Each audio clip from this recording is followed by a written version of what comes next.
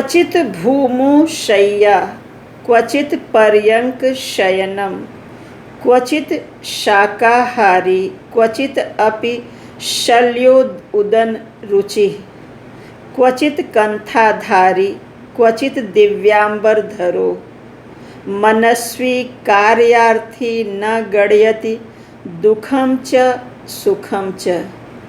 अर्थात मनस्वी लोग जो अपने कार्य सिद्धि में लगे हुए रहते हैं, वह उस राह में आने वाले सुख और दुख की गणना नहीं करते।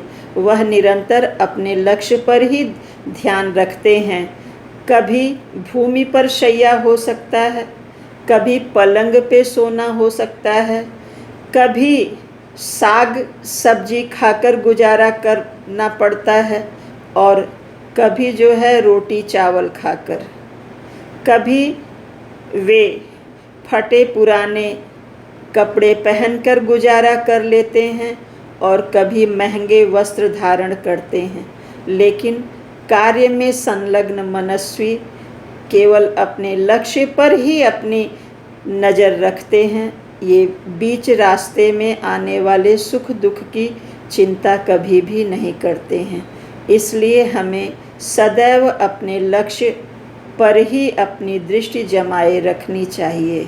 अग्निशेषम ऋणम शेषम शत्रुशेषम तथैव च पुनः पुनः प्रवर्धेत तस्मात् शेषम न कारयेत। आचार्य चाणक्य कहते हैं कि अत्यंत अल्प मात्रा में बची हुई अग्नि बहुत अधिक विस्तार पा जाती है। ज्वलनशील होने के कारण भयंकर अग्नि का कार्य करती है। बचा हुआ ऋण यदि थोड़ा भी बच जाए तो वह समय पाने पर बहुत अधिक बढ़ जाता है कि चुकाना मुश्किल हो जाता है। ठीक उसी प्रकार से शत्रु सेना में यदि एक भी व्यक्ति बच जाता है तो वो समय पाकर अपनी शक्ति को बढ़ाकर आपके लिए बहुत अधिक संकट उत्पन्न कर सकता है। अर्थात बुझाते हुए ध्यान रखें कि अग्नि की थोड़ी सी भी मात्रा शेष न रहे।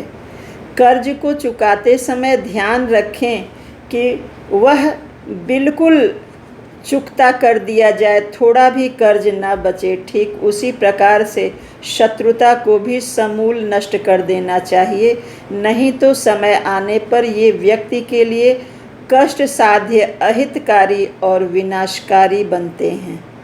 धर्मात् अर्थः प्रभवति धर्मात् प्रभवेत सुखम धर्मेण लभते सर्वम धर्म सारम इदम जगत। अर्थात धर्म धन को उत्पन्न करता है, धर्म ही सुख का कारण होता है, धर्म ही से ही सब कुछ प्राप्त किया जा सकता है। इस संसार का सार ही धर्म है। अर्थात धर्म से धन, सुख तथा संसार के समस्त साधनों की प्राप्ति होती है। धर्म ही संसार का आधार है। न विना परवादेन रमते दुर्जनो जनः काकः सर्वरसान भुक्ते विना मध्यम न तृप्यति। इस श्लोक का भाव यह है कि दुष्ट व्यक्ति बिना दूसरों की बुराई किए, निंदा किए प्रसन्न नहीं होता। अर्थात उसके मन की तृप्ति नहीं हो पाती। ठीक उसी प्रकार से जिस प्रकार से कौवे को जितना स्वादिष्ट सुस्वादु व्यंजन खिलाया जाए, परंतु निकृष्ट वस्तुओं को खाए बिना उसकी क्षुधा तृप्त नहीं होती। अर्थात दुष्ट व्यक्ति के स्वभाव में ही परनिंदा होती है। पिता स्वर्गः पिता धर्मः पिता परम एकम तपः पितरि प्रीतिम आपन्ने सर्वाः प्रियन्ति देवता। पिता ही स्वर्ग हैं, पिता को प्रसन्न रखना स्वर्ग की प्राप्ति के समान है। पिता की सेवा सबसे बड़ा धर्म है और उन्हें प्रसन्न रखना सबसे बड़ी तपस्या।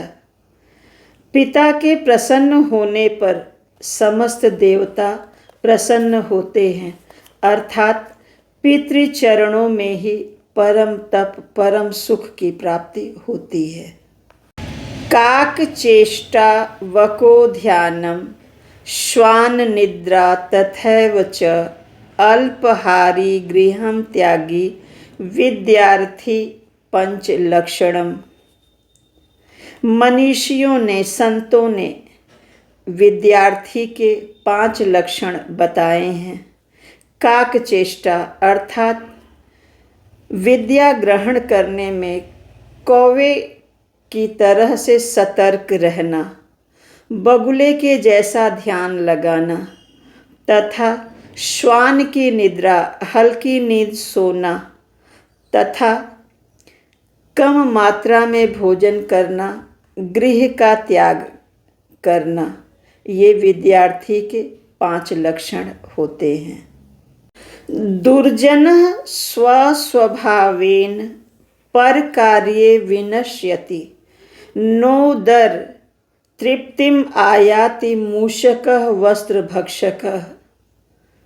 इसका भाव यह है कि दुर्जन, दुष्ट व्यक्ति स्वभाव से ही दूसरे का कार्य नष्ट करने वाला होता है। ठीक उसी प्रकार से जैसे वस्त्र को कुतरने से चूहे की उदर पूर्ति नहीं होती है, अर्थात उसकी भूख नहीं मिटती है, पर वह दूसरों के कपड़े काट करके खराब कर देता है।